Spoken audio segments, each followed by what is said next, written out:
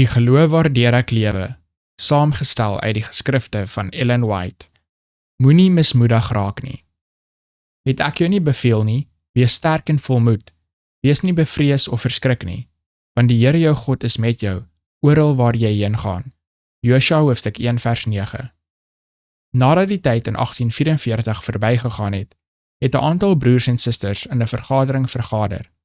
Almal was baie bedroef, want die teleurstelling was erg. Kort daarna het 'n man ingekom en uitgeroep, wees volmoed in die Here, broers, wees volmoed in die Here.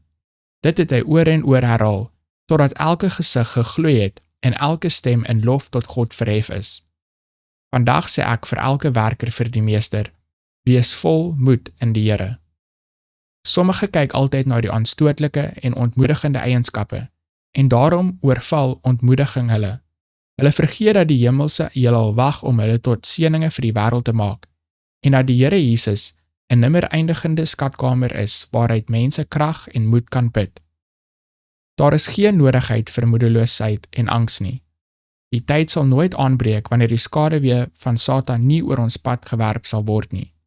Dis probeer die vyand die lig wat van die son van geregtigheid skyn wegsteek, maar ons geloof moet hierdie skaduwee deurboor. Hoop en moed is noodsaaklik vir volmaakte diens aan God. Dit is die vrug van geloof. Moedeloosheid is sondig en onredelik. God is in staat en gewillig om oorvloediger aan sy dienaars die krag te skenk wat hulle nodig het vir toets en beproewing. Vir die mismoediges is daar 'n seker middel: geloof, gebed, werk. Geloof en werk sal versekering en tevredenheid gee wat dag vir dag sal toeneem. In die donkerste dae, wanneer die voorkoms die mees afskrikwekkende lyk, moenie vrees nie. Hê geloof in God. Christus het nie geval nie, en hy was ook nie ontmoedig nie, en sy volgelinge moet 'n geloof van dieselfde blywende aard openbaar.